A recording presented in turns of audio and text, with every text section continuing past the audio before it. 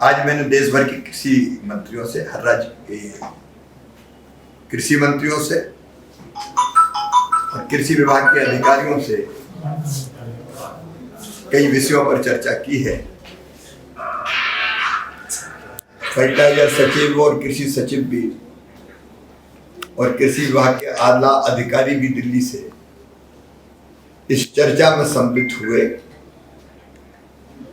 इस साल bumper crop आई और हमने भारत ने गेहूं के उत्पादन में, धान के उत्पादन में,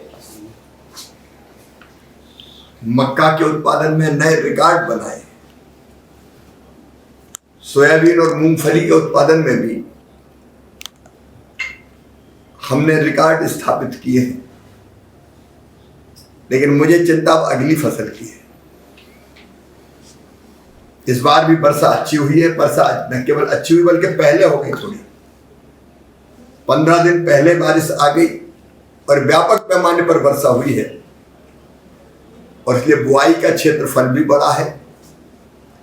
विशेषकर मक्का और धान की बुआई बड़े व्यापक पैमाने पर किसानों ने की।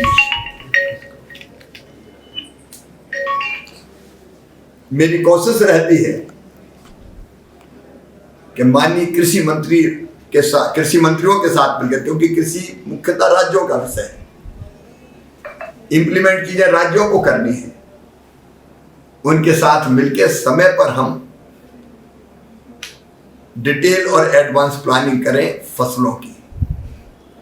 तो अभी से हम खरीफ की फसल की अभी बुआई हुई, लेकिन रबी की तैयारी शुरू कर रहे हैं और रबी की फसल की तैयारी के लिए 15 और 16 सितंबर को रबी कॉन्फ्रेंस की जाएगी। और ये पहले केवल कभी कभी आधे दिन की होती थी, अब ये 2 दिन की होगी। एक दिन राज्य सरकार के अधिकारियों के साथ मिलकर केंद्र सरकार के अधिकारी राज्य सरकार के रबी का रोड मैप बनाएंगे। रबी की फसल का, रबी की फसल, उसके लिए बीज, उसके लिए खाद, उसके लिए बाकी व्यवस्थाएं, उसकी चर्चा करेंगे।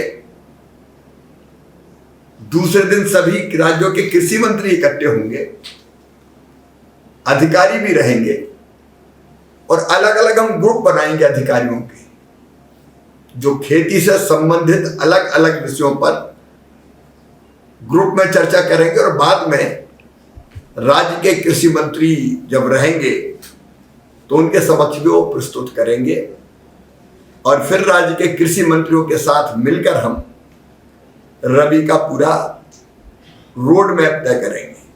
रबी की बुआई से लेके, बीज से लेके, खाद से लेके, पद्धतियों से लेके सब चीजों की व्यवस्था हम ठीक से करेंगे, ताकि रबी के क्षेत्र में भी हम इस बार फिर नए रिकॉर्ड बना सकें।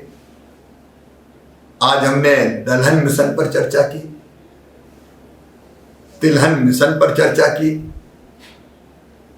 प्रधानमंत्री जी ने स्वदेशी की अपील की है। हमारी कोशिश ये होगी कि हमें विदेशों से दलहन और तिलहन भी ना मंगाना पड़े।